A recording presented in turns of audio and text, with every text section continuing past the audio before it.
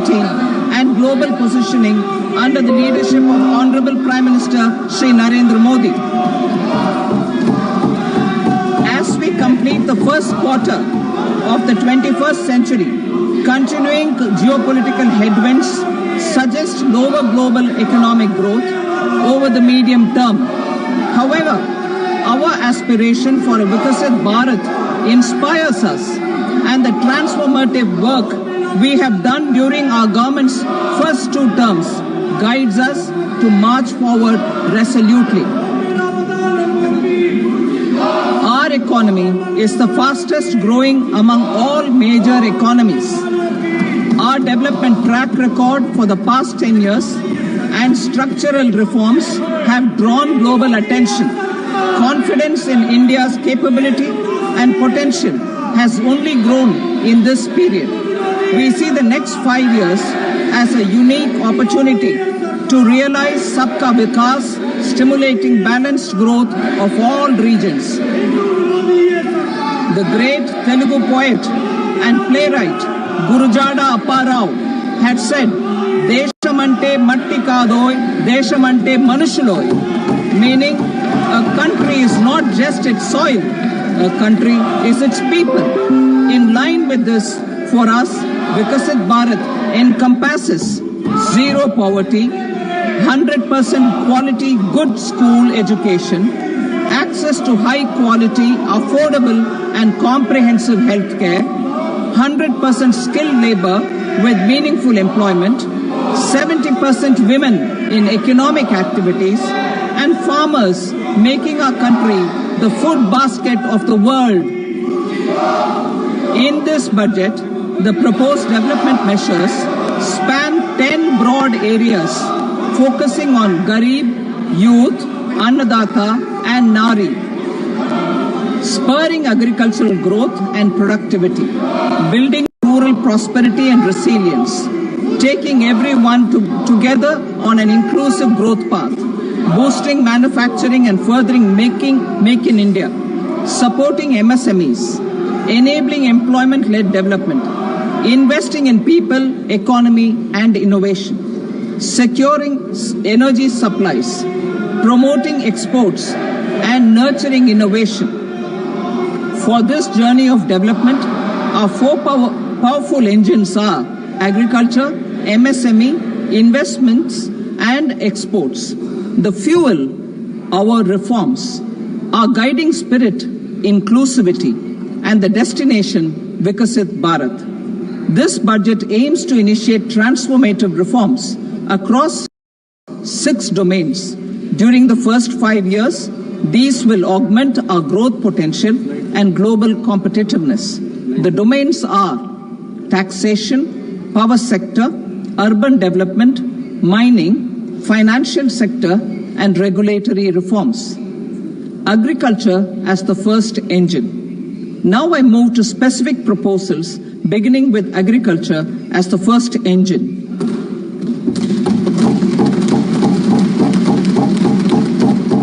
Prime Minister Dhan Dhanya Krishi Yojana, developing agri-districts program.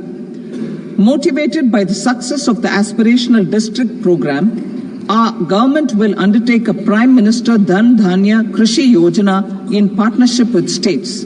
Through the convergence of existing schemes and specialized measures, the program will cover 100 districts with low productivity, moderate crop intensity, and below average credit parameters. It aims to 1. Enhance agricultural productivity, 2. Adopt crop diversification and sustainable agricultural practices, 3. Augment post-harvest storage at the panchayat and block level, 4. Improve irrigation facilities, and 5. Facilitate availability of long-term and short-term credit. This program is likely to help 1.7 crore farmers. Building rural prosperity and resilience. A comprehensive multi-sectoral rural prosperity and resilience program will be launched in partnership with the states. This will address underemployment in agriculture, through skilling, investment, technology, and invigorating the rural economy. The goal is to generate ample opportunities in rural areas so that migration is an option but not a necessity. The program will focus on rural women, young farmers, rural youth, marginal and small farmers, and landless families. The details are in Annexure A.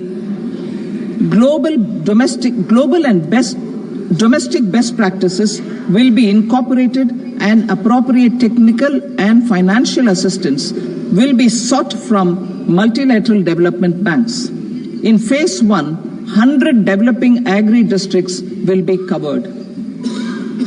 Atmanirbharta in pulses. Our government is implementing the National Mission for Edible Oilseed for achieving Atmanirbharta in edible oils. Our farmers have the capability to grow enough for our needs and more. 10 years ago, we made concerted efforts and succeeded in achieving near self-sufficiency in pulses. Farmers responded to the need by increasing the cultivated area by 50%, and government arranged for procurement and remunerative prices. Since then, with rising incomes and better affordability, our consumption of pulses has increased significantly.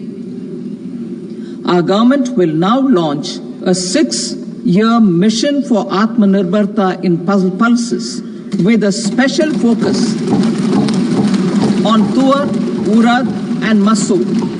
Details are in Annexure B. Central agencies such as NAFED and NCCF will be ready to procure these 3 pulses as much as offered during the next 4 years from farmers who register with these agencies and enter into agreements. Comprehensive program for vegetables and fruits. It is encouraging that our people are increasingly becoming aware of their nutritional needs. It is a sign of a society becoming healthier. With rising income levels, the consumption of vegetables, fruits, and Shri Anna is increasing significantly. A comprehensive program to promote production, efficient supplies, processing, and remunerative prices for farmers will be launched in partnership with the states. Appropriate institutional mechanisms for implementation and participation of farmer producer organizations and cooperatives will be set up. Makhana Board in Bihar. For this, there is a special opportunity for the people of Bihar. A Makhana Board will be established in the state to improve production, processing, value addition, and marketing of makhana. The people engaged in these activities will be organized into FPOs. The board will provide hand-holding and training support to makhana farmers and will also work to ensure they receive the benefits of all relevant government schemes.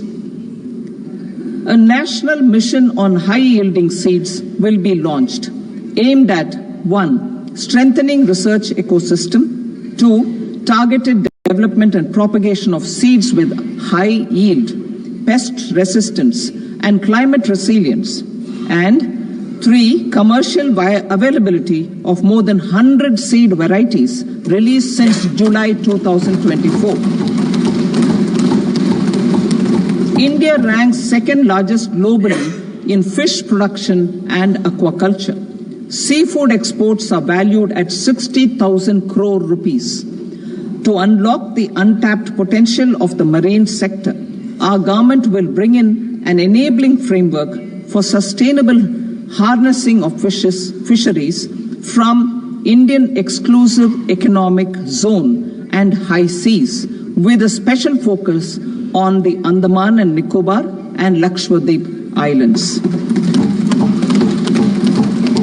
For the benefit of lakhs of cotton growing farmers, I am pleased to announce a mission for cotton productivity. This 5-year mission will facilitate significant improvements in productivity and sustainability of cotton farming and promote extra long staple cotton varieties. The best of science and technology support will be provided to farmers. Aligned with our integrated 5F vision for the textile sector, this will help in increasing incomes of the farmers and ensure a steady supply of quality cotton for rejuvenating India's traditional textile sector.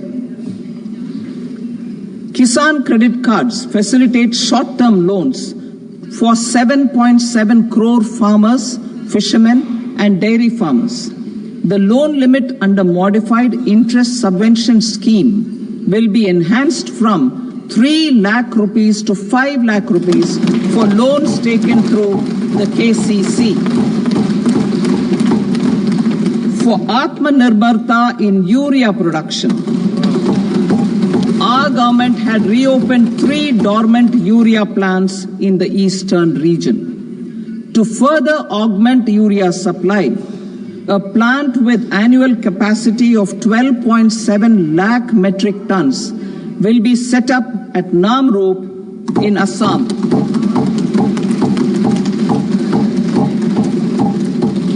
India Post, with 1.5 lakh rural post offices, complemented by the India Post Payment Bank and a vast network of 2.4 lakh Dak Sevaks, will be repositioned to act as a catalyst for the rural economy. Details are at Annexure C. India Post will also be transformed as a large public logistics organization. This will meet the rising needs of Vishwakarmas, new entrepreneurs, women, self-help groups, MSMEs, and the large business organizations. Our government will provide support to NCDC for its lending operations for the cooperative sector. MSMEs as the second engine.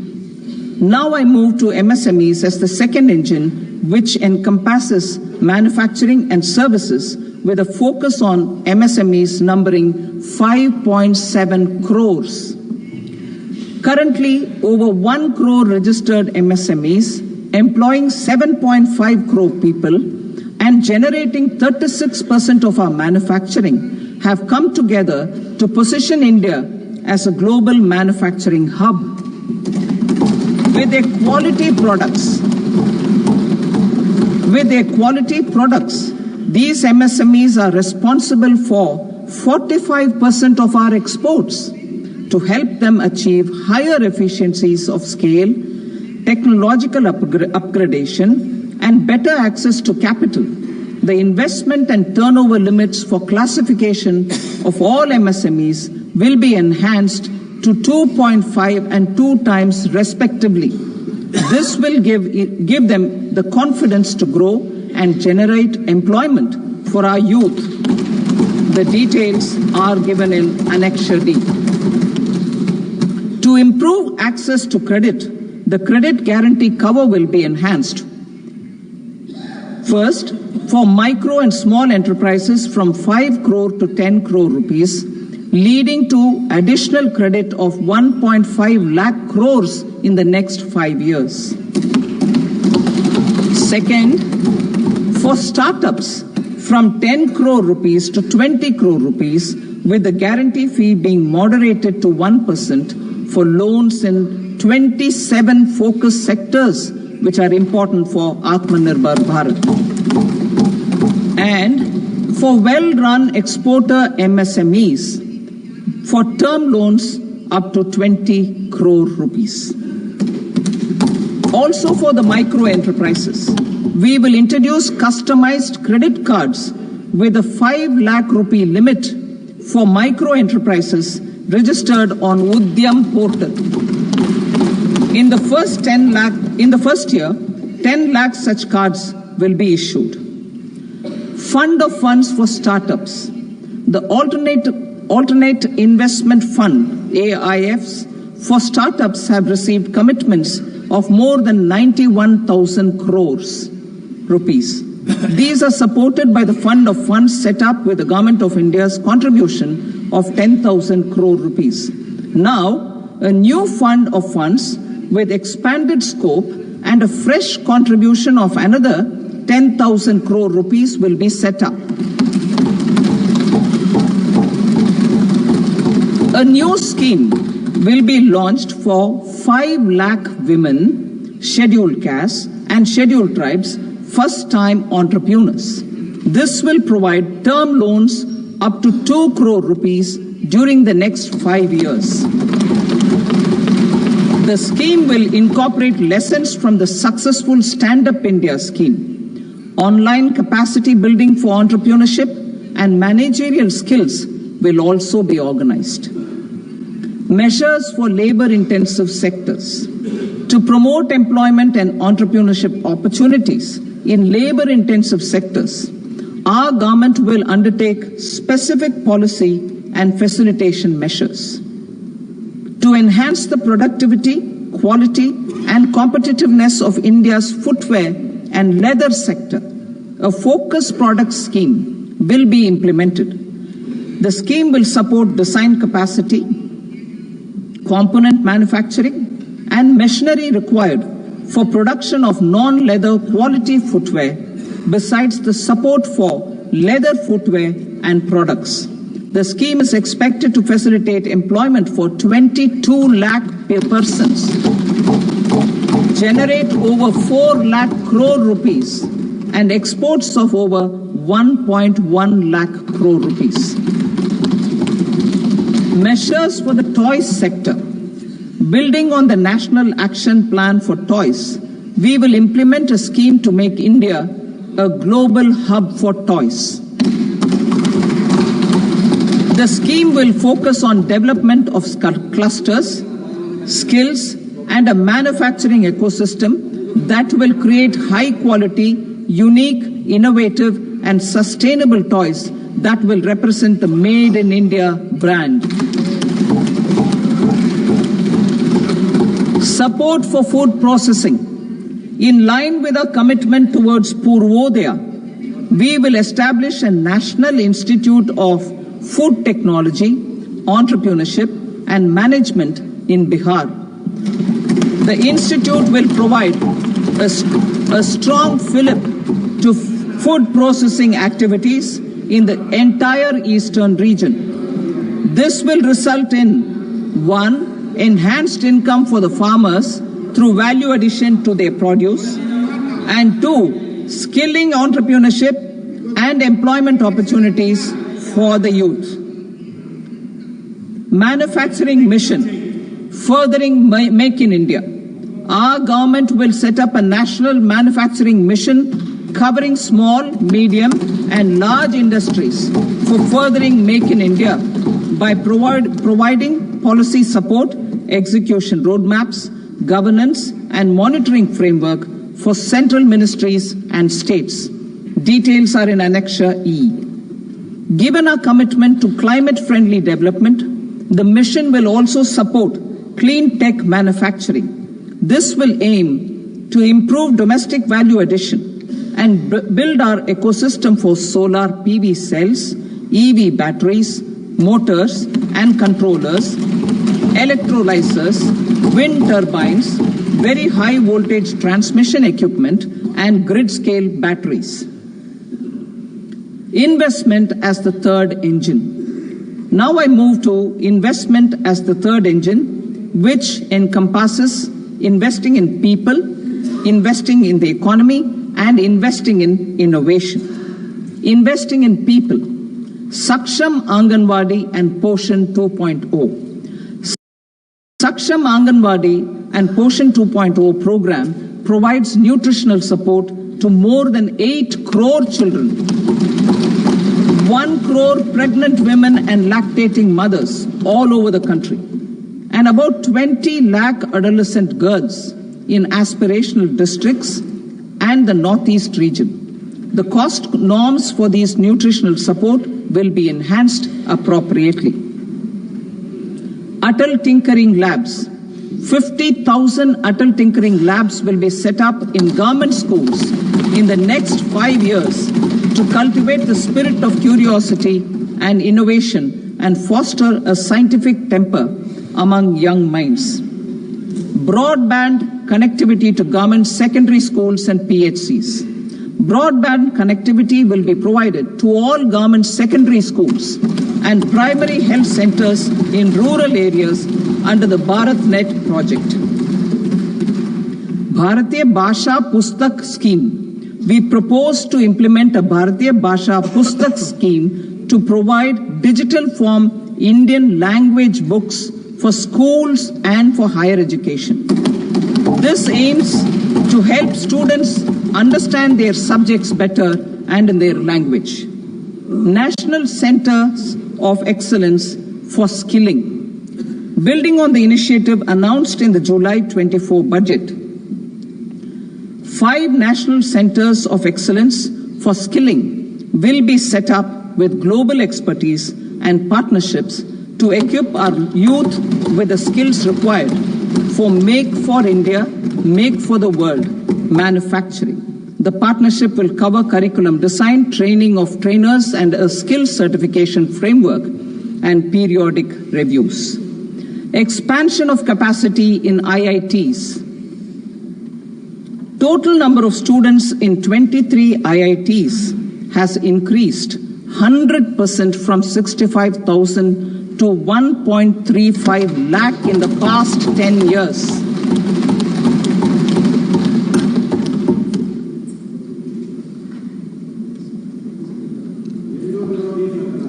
Additional infrastructure will be created in the 5 IITs started after 2014 to facilitate education for 6,500 more students. Hostel and other infrastructure capacity at IIT Patna will also be expanded.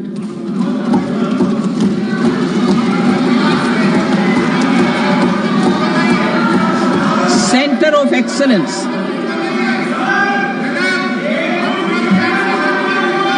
Center of Excellence in AI for Education. I had announced 3 centers of excellence in artificial intelligence for agriculture, health, and sustainable cities in 2023. Now a center of excellence in artificial intelligence for education will be set up with a total outlay of 500 crores. Expansion of medical education.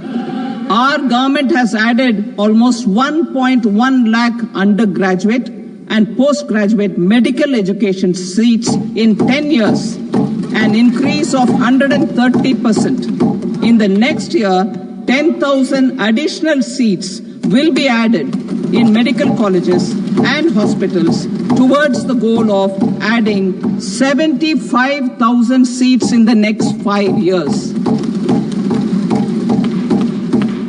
Daycare cancer centers in all district hospitals.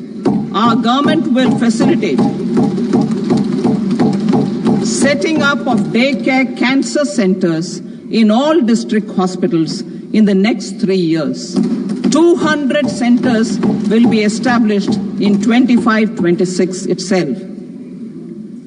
Strengthening urban livelihoods. Our government has been giving priority to assisting urban poor and vulnerable groups. A scheme for socio-economic upliftment of urban workers will be implemented to help them improve their incomes, have sustainable livelihoods, and a better quality of life. PM Swanidhi scheme has benefited more than 68 lakh street vendors, giving them respite from high-interest informal sector loans. Building on this success, the scheme will be revamped with enhanced loans from banks, UPI-linked credit cards with 30,000 rupees limit, and capacity building support. Social Security Scheme for welfare of online platform workers. Gig workers of online platforms provide great dynamism to the new age services economy.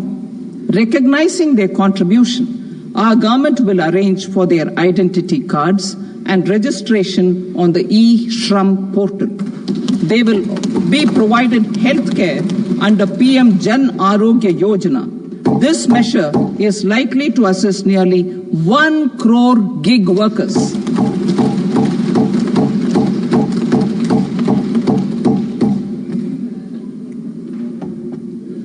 Investing in the economy, public-private partnership in infrastructure.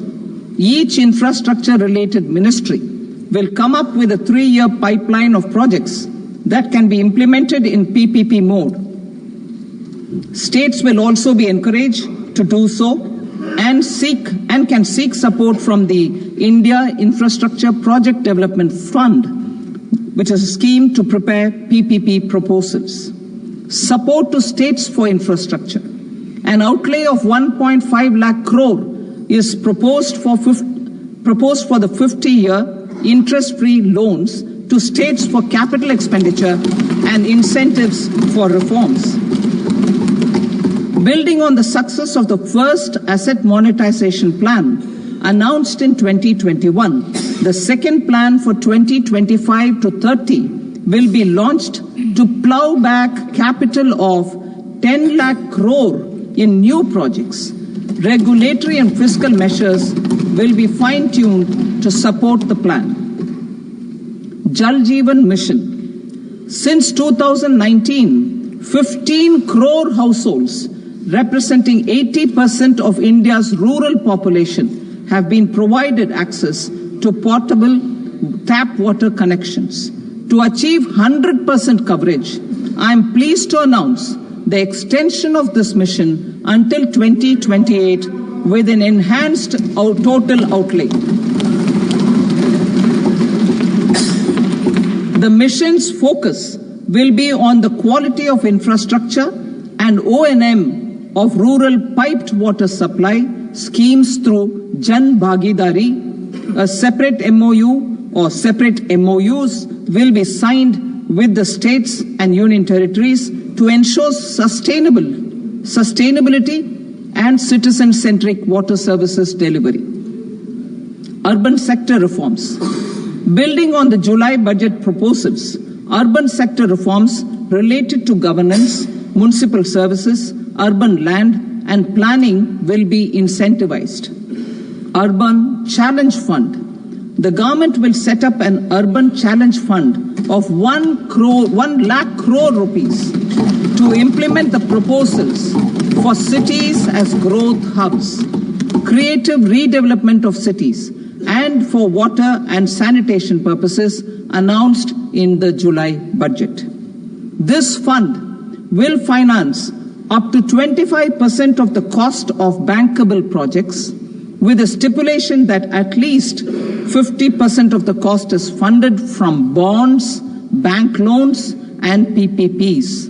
An allocation of 10,000 crore is proposed in 2025-26. Power sector reforms. We will incentivize electricity distribution reforms and augmentation of intra-state transmission capacity by states. This will improve financial health and capacity of electricity companies. Additional borrowing of 0.5% of GSDP will be allowed to states contingent on these reforms. Nuclear energy mission for Vikasit Bharat. Development of at least 100 gigawatt of nuclear energy by 2047 is essential for our energy transition efforts. For an active partnership with the private sector towards this goal, amendments to the Atomic Energy Act and the Civil Liability for Nuclear Damage Act will be taken up. A nuclear energy mission for research and development of small modular reactors with an outlay of 20,000 crore will be set up. At least 5 indigenously developed small modular reactors will be operationalized by 2033. Shipbuilding. The shipbuilding financial assistance policy will be revamped to address cost disadvantages.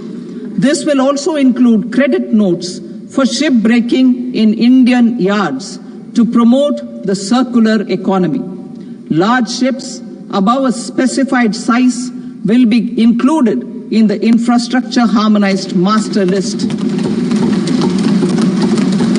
Shipbuilding clusters will be facilitated to increase the range, categories and capacity of ships. This will include additional infrastructure, facilities, skilling and technology to develop the entire ecosystem. Maritime Development Fund. For long-term financing for the maritime industry, a Maritime Development Fund with a corpus of 25,000 crore rupees will be set up. This will be for distributed support and promoting competition. This will have up to 49% contribution by the government, and the balance will be mobilized from ports and from private sector. UDAN regional connectivity schemes. UDAN has enabled 1.5 crore middle-class people to meet their aspirations for speedier travel. The scheme has connected 88 airports, and operationalized 619 routes. Inspired by that success, a modified UDAN scheme will be launched to enhance regional connectivity to 120 new destinations and carry 4 crore passengers in the next 10 years. 4 crore additional passengers in the next 10 years. The scheme will also support helipads and smaller airports in hilly, aspirational and northeast regional districts. Greenfield airports will be facilitated in Bihar to meet the future needs of the state. These will be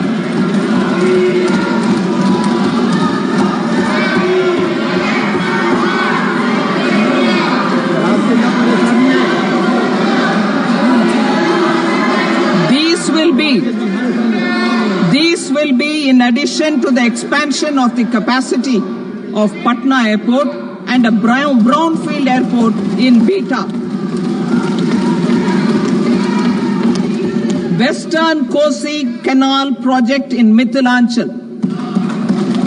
Financial support will be provided for the Western Kosi Canal ERM project, benefiting a large number of farmers, cultivating over 50,000 hectares of land in the Mithilanchal region of Bihar. Mining sector reforms. Mining sector reforms, including those for minor minerals, will be encouraged through sharing of best practices and institutions of a state mining index. A policy for recovery of critical minerals from tailings will be brought out. Under the special window for affordable and mid-income housing, SWAMI, 50,000 dwelling units in stressed housing projects have been completed and keys handed over to home buyers. Another 40,000 units will be completed in 2025, further helping middle-class families who are paying EMIs on loans taken for apartments while also paying rent for their current dwellings. Building on this success, SWAMI Fund 2 will be established as a blended finance facility with contribution from the government, banks and private investors. This fund of 15,000 crore rupees will aim for expeditious completion of another 1 lakh units. PM Gati Shakti data for private sector. For furthering PPPs and assisting the private sector in project planning, access to relevant data and maps from the PM Gati Shakti portal will be provided. Tourism for employment-led growth. Top 50 tourist destination sites in the country will be developed in partnership with states through a challenge mode. Land for building key infrastructure will have to be provided by the states. Hotels in these destinations will be included in the infrastructure harmonized list. The following measures will be taken for facilitating employment-led growth. Organizing intensive skill development programs for our youth, including in institutes of hospitality management. Providing mudra loans for homestays. Improving ease of travel and connectivity to tourist destinations. Providing performance-linked incentives to states for effective destination management, including tourist amenities, cleanliness, and marketing efforts. And introducing streamlined e-visa facilities along with visa fee waivers for certain tourist groups. Continuing with the emphasis on places of spiritual and religious significance, in the July budget, there will be a special focus on destinations related to the life and times of Lord Buddha. Medical tourism and heal in India. Medical tourism and heal in India will be promoted in partnership with the private sector along with capacity building and easier visa norms. Investing in innovation. To implement private sector-driven research, development and innovation initiatives announced in the July budget, I am now allocating 20,000 crore rupees for this purpose. A deep tech fund of funds will also be explored to catalyze the next generation startups as a part of this initiative. In the next 5 years, under the PM Research Fellowship Scheme, we will provide 10,000 fellowships for technological research in IITs and IISc with enhanced financial support. The second gene bank with 10 lakh germplasm lines will be set up for future food and nutritional security. This will provide conservation support to both public and private sectors for genetic resources. We will start a national geospatial mission to develop foundational geospatial infrastructure and data. Using PM Gati Shakti, this mission will facilitate modernization of land records, urban planning, and design of infrastructure projects. A Gyan Bharatam mission for survey, documentation, and conservation of our manuscript heritage with academic institutions, museums, libraries, and private collectors will be undertaken to cover more than 1 crore manuscripts.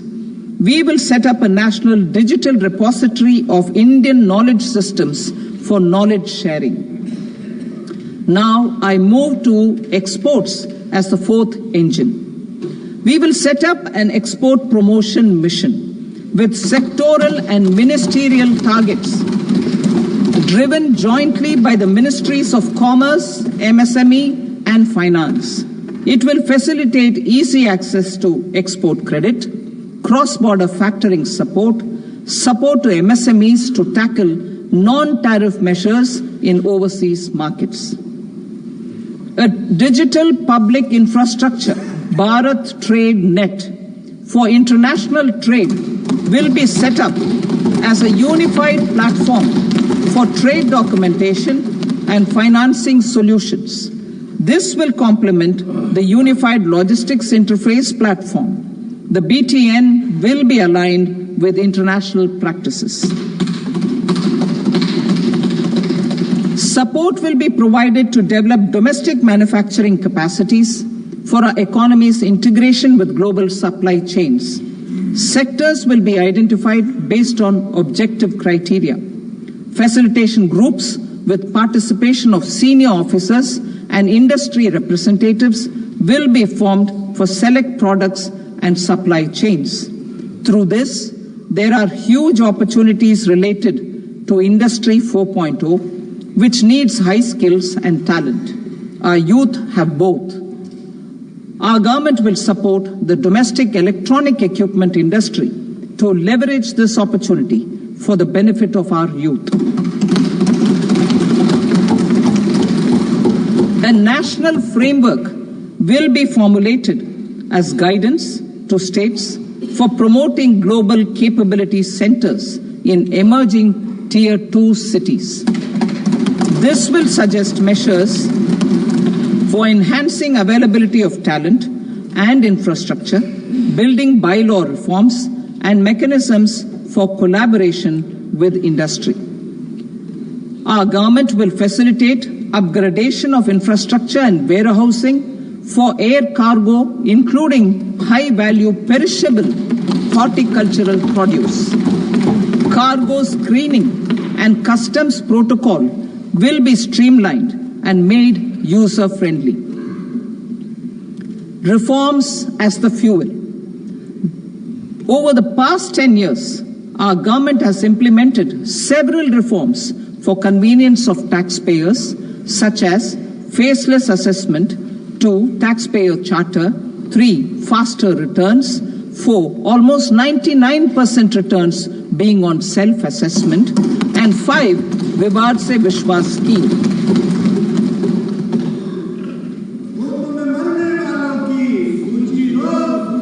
Continuing these efforts, I reaffirm the commitment of the Tax Department to trust first, scrutinize later. I also propose to introduce the new income tax bill next week. I will detail the indirect tax reforms and changes in direct taxes in Part B. Financial sector reforms. The FDI limit for the insurance sector will be raised from 74 to 100%. This enhanced limit will be available for those companies which invest the entire premium in India. The current guardrails and conditionalities associated with foreign investment will be reviewed and simplified.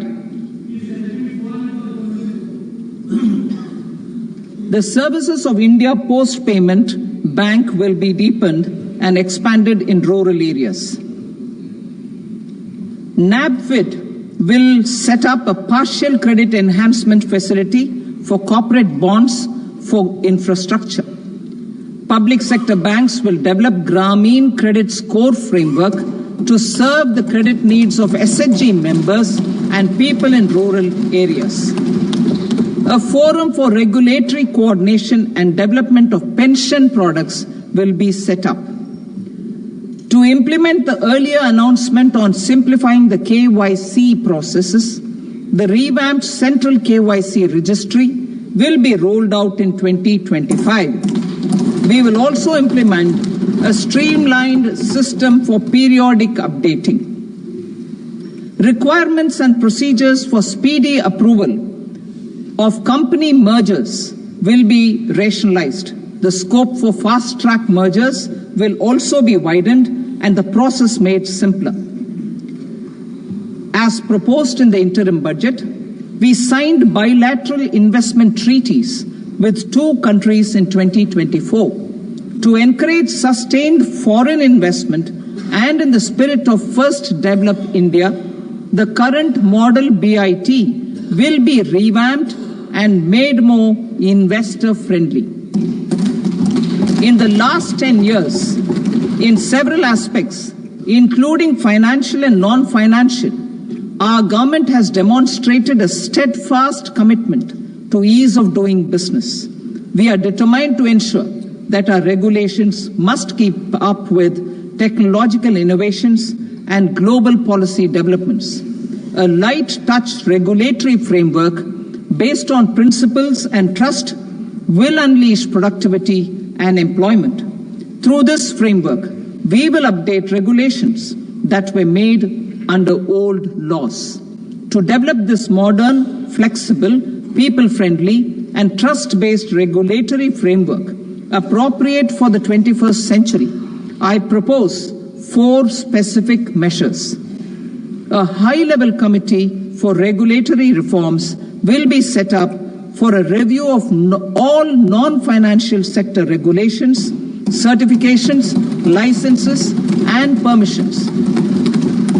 The committee will be expected to make recommendations within a year. The objective is to strengthen trust-based economic governance and take transformational measures to enhance ease of doing business, especially in matters of inspection and compliances. States will be encouraged to join in this endeavor. An investment friendliness index of states will be launched in 2025 to further the spirit of competitive, cooperative federalism. Under the Financial Stability and Development Council, a mechanism will be set up to evaluate impact of the current financial regulations and subsidiary instructions. It will also formulate a framework to enhance their responsiveness and development of the financial sector.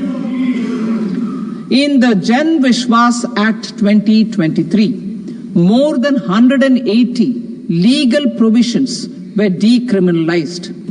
Our government will now bring up the Jan Vishwas Bill 2.0 to decriminalize more than 100 provisions in various laws.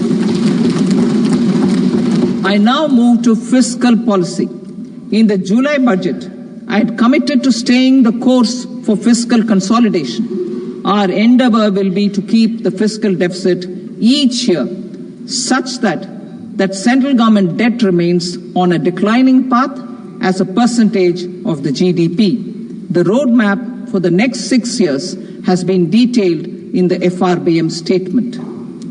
Revised estimates for 2024-25. The revised estimate of the total receipts other than borrowings is 31.47 lakh crore rupees, of which the net tax receipts are 25.57 lakh crore rupees. The revised estimate of the total expenditure is 47.16 lakh crore rupees, of which the capital expenditure is about 10.18 lakh crore rupees.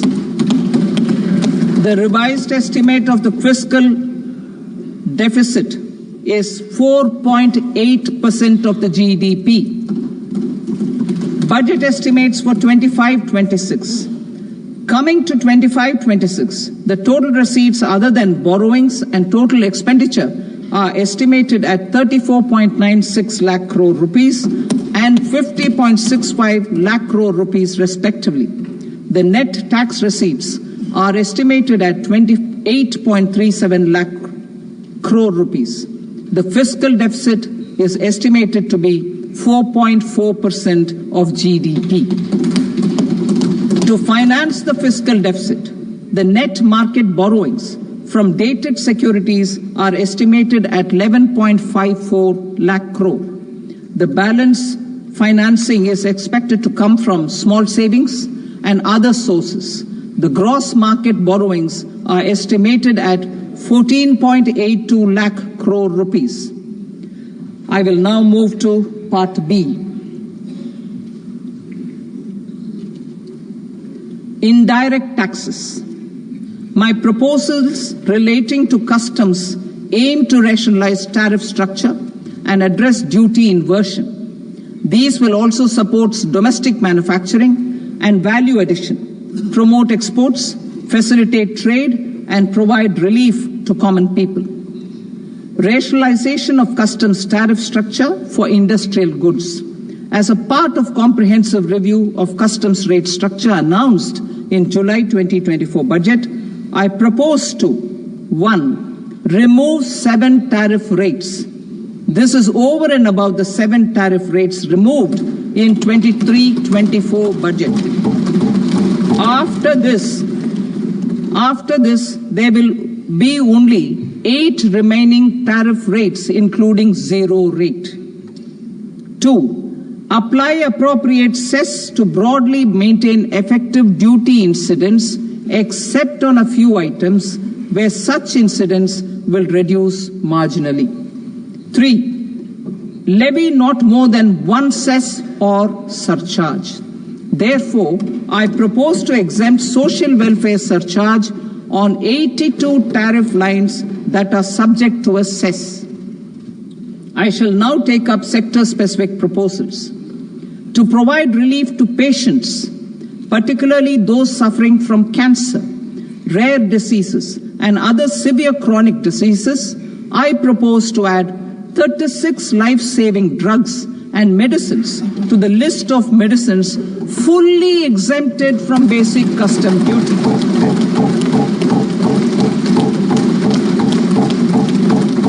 I also propose to add 6 life-saving medicines to the list attracting concessional custom duty of 5%. Full exemption and concessional duty will also respectively apply on the bulk drugs for manufacture of the above.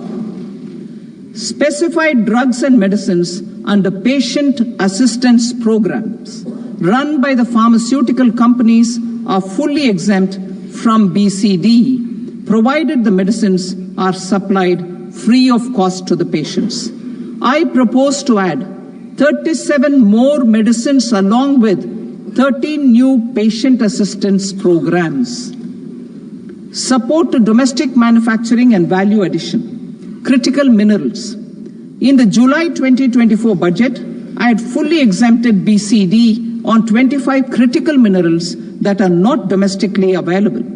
I had also reduced BCD of 2 other such minerals to provide a major fillip to their processing, especially by MSMEs. Now, I propose to fully exempt cobalt powder and waste, the scrap of lithium-ion battery, lead, zinc, and 12 more critical minerals. This will help secure the availability for manufacturing in India and promote more jobs for our youth. To promote domestic production of technical textile products such as agro-textiles, medical textiles, and geotextiles at competitive prices, I propose to add 2 more types of shuttle-less looms to the list of fully exempted textile machinery.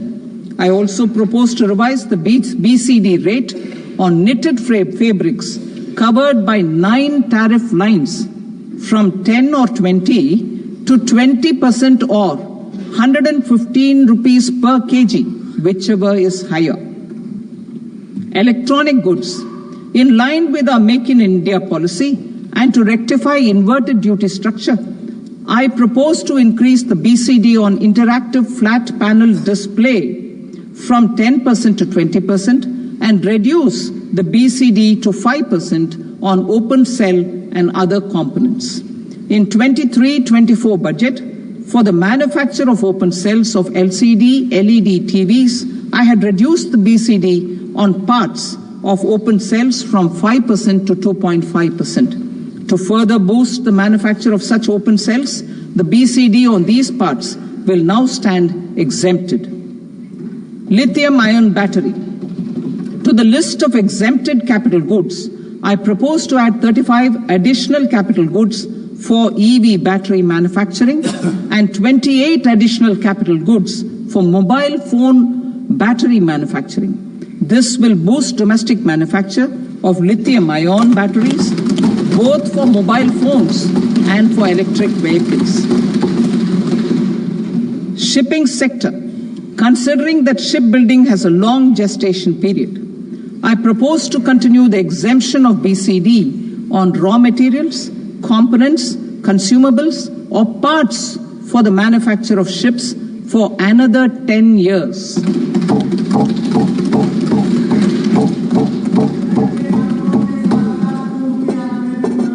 I also propose the same dispensation for shipbreaking to make it more competitive.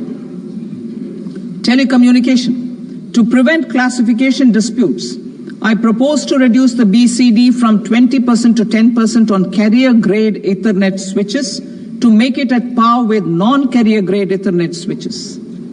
Export promotion. To facilitate exports of handicrafts, I propose to extend the time period for export from 6 months to 1 year, further extendable by another 3 months if required. I also propose to add 9 items to the list of duty-free inputs. Leather sector. I propose to fully exempt BCD on wet blue leather to facilitate imports for domestic value addition and employment.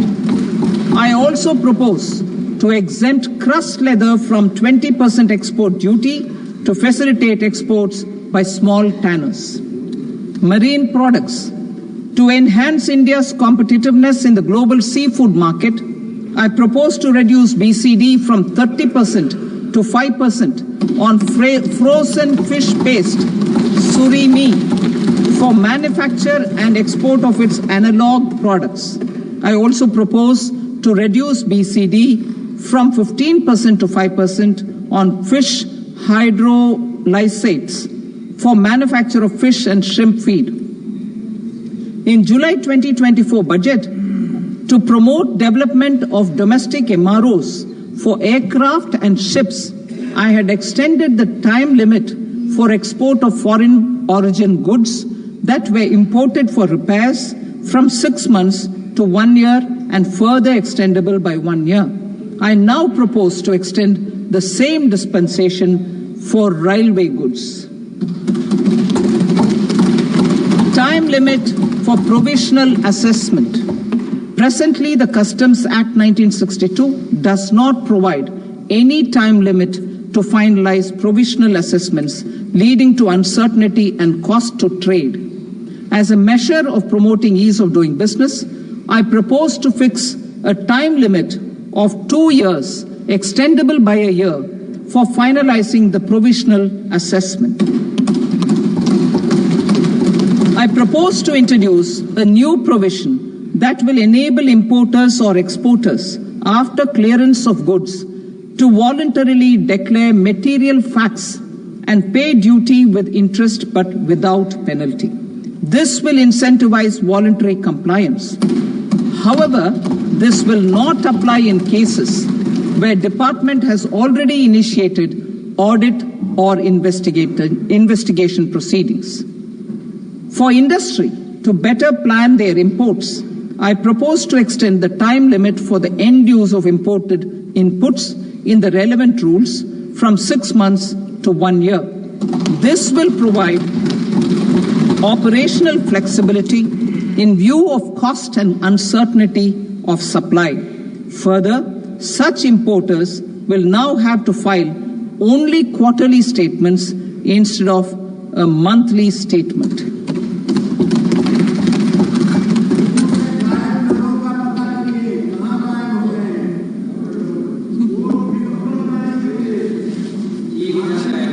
I now come to my direct tax proposals. In Part A, I have briefly underlined taxation reforms as one of key reforms to realize our vision of Vikasit Bharat. In respect of criminal law, our government had earlier ushered in Bharatiya Nyaya Sanhita, replacing Bharatiya Danda Sanhita. I am happy to inform this august House and the country that for new income tax bill will carry forward the same spirit of Nyaya in its drafting as well. The new bill will be clear and direct in text, with close to half of the present law in terms of both chapters and words. It will be simple to understand for taxpayers and tax administrators, leading to tax certainty and reduced litigation.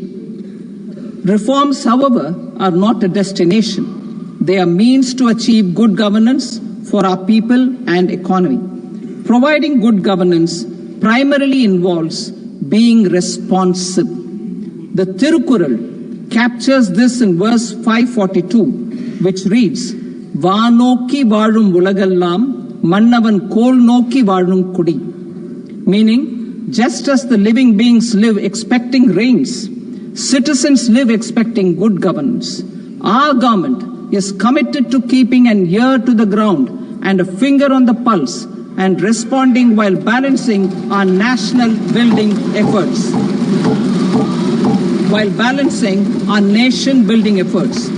The following measures will detail just how our government will, under the guidance of PM Modi, has taken steps to understand and address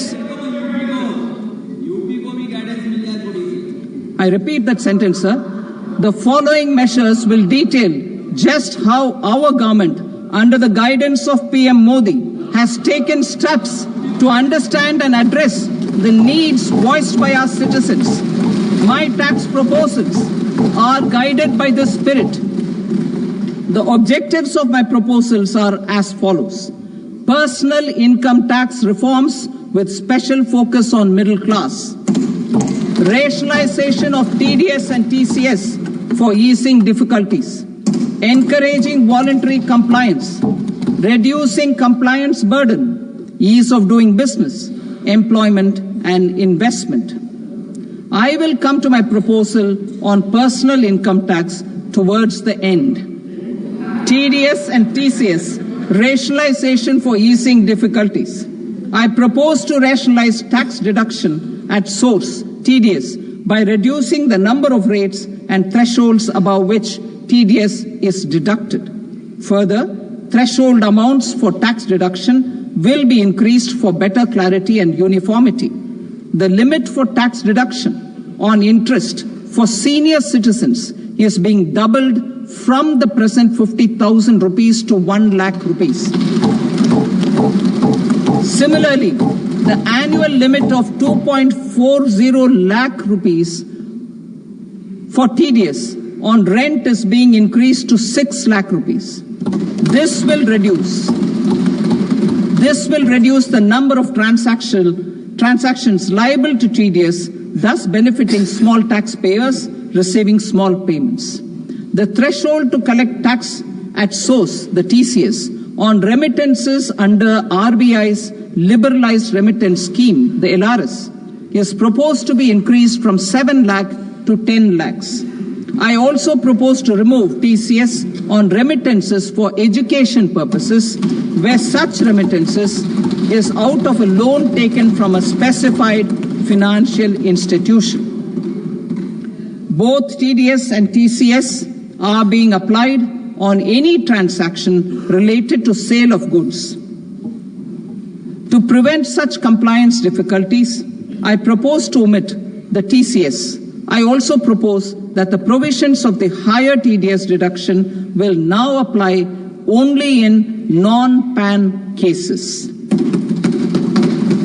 In July 2024, the delay for payment of TDS up to the due date of filing statement was decriminalized. I propose to provide the same relaxation to TCS provisions as well. The government under the leadership of Prime Minister Modi believes in Sabka Saath, Sabka Vikas, Sabka Vishwas and Sabka Prayas. In line with this, we brought in updated return facility in 2022 for voluntary compliance by taxpayers who had omitted to report their correct income. Our trust in taxpayers was proved right. Nearly 90 lakh taxpayers voluntarily updated their incomes by paying additional tax. Taking this trust further, I now propose to extend the time limit to file updated returns for any assessment year from the current limit of 2 years to 4 years. I propose to reduce the compliance burden for small charitable trusts and institutions by increasing their period of registration from 5 years to 10 years. It is also proposed that disproportionate consequences do not arise for minor defaults such as incomplete applications filed by charitable entities. Presently, taxpayers can claim the annual value of self-occupied properties as nil only on the fulfillment of certain conditions. Considering the difficulties faced by taxpayers, it is proposed to allow the benefit of 2 such self-occupied properties without any condition. To streamline the process of transfer pricing and to provide an alternative to yearly examination, I propose to introduce a scheme for determining arm's length price of international transaction for a block period of 3 years, This will be in line with global best practices. With a view to reduce litigation and provide certainty in international taxation, the scope of safe harbor rules is being expanded. A number of senior and very senior citizens have very old national savings schemes accounts. As interest is no longer payable on such accounts, I propose to exempt withdrawals made from NSS by individuals on or after 29th August 2024. I am also proposing to allow similar treatment to NPS Vatsalya accounts as is available to normal NPS accounts subject to overall limits. In my speech in July 2024, I had promised that all processes, including giving effect to appellate orders, shall be digitalized and made paperless over the next 2 years. So I'm happy to announce that digitalization is being made operational now. In July 2024, we brought in the Vivad Se Vishwas scheme to resolve income tax disputes pending in appeal. The scheme has received a great response, with nearly 33,000 taxpayers having availed of the scheme to settle their disputes. I have a few proposals to promote investment and employment. It is proposed to provide a presumptive taxation regime for non-residents who provide services to a resident company that is establishing or operating an electronics manufacturing facility. I further propose to introduce a safe harbor for tax certainty for non-residents who store components for supply to specified electronics manufacturing units. Presently, the tonnage tax scheme is available only to sea-going ships. The benefits of existing tonnage tax scheme are proposed to be extended to inland vessels registered under the Indian Vessels Act 2021 to promote inland water transport in the country. Extension for incorporation of startups. We continue to support the Indian startup ecosystem. I propose to extend the period of incorporation by 5 years to allow the benefit available to startups which are incorporated before 1/4/2030. In order to attract and promote additional activities in the IFSC, I am inter alia proposing specific benefits to ship leasing units, insurance offices, and treasury centers of global companies which are set up in IFSC. Further, to claim benefits, the cutoff date for commencement in IFSC has also been extended by 5 years to 31/3/2030.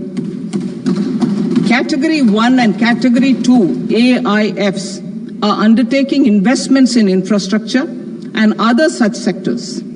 I propose to provide certainty of taxation to these entities on the gains from securities, to promote funding from sovereign wealth funds and pension funds to the infrastructure sector.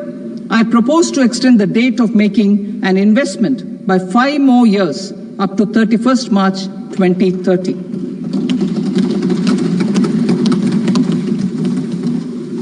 Personal income tax reforms with special focus on middle class.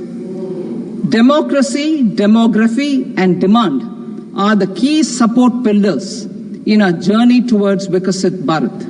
The middle class provides strength for India's growth.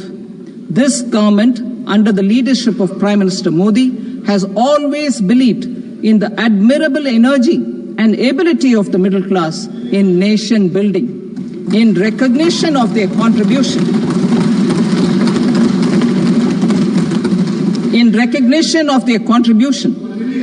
we have periodically reduced their tax burden.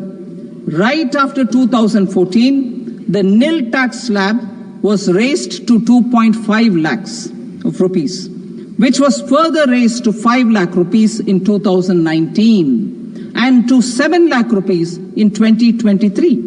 This is reflective of our government's trust on the middle class taxpayers. I am now happy to announce that there will be no income tax payable up to income of 12 lakh rupees.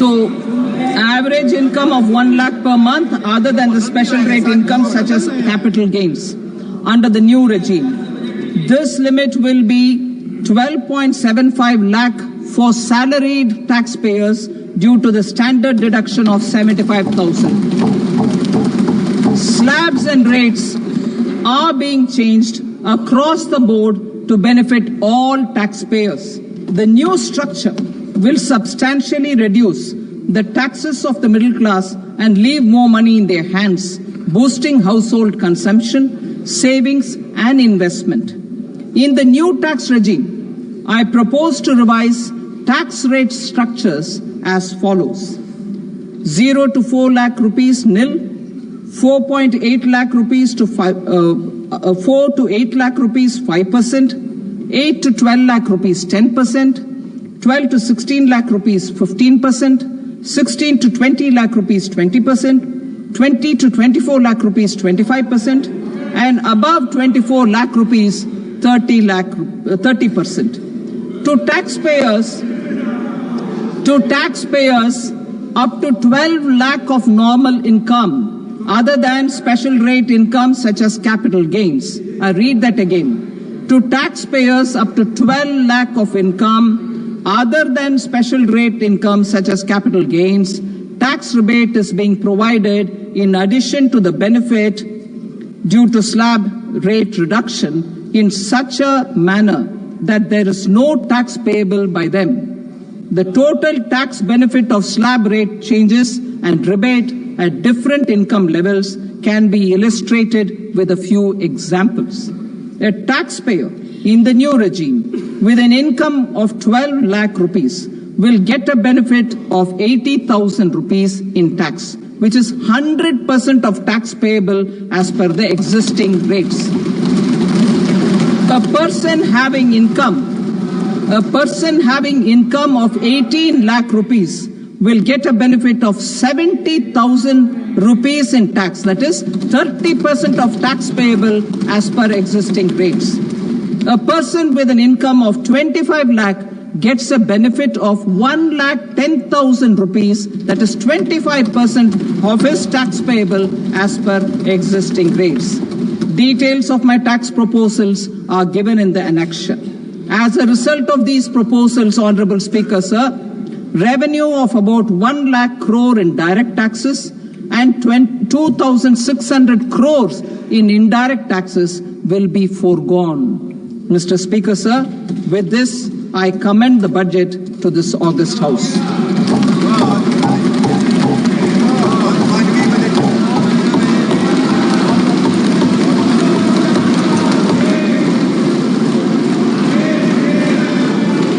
Item number 2, Srimati Nirmala Sitharaman. Sir, with your permission, I rise to lay on the table the following statements under Section 3(1) of the Fiscal Responsibility and Budget Management Act 2003. Medium-term fiscal policy cum fiscal policy strategy statement and macroeconomic framework statement. Item number 3, Srimati Nirmala Sitharaman. Sir, with your permission, I rise to move for leave to introduce the Finance Bill 2025. प्रश्न ये है कि विधेयक को पुनर्स्थापित करने की अनुमति प्रदान की जाए।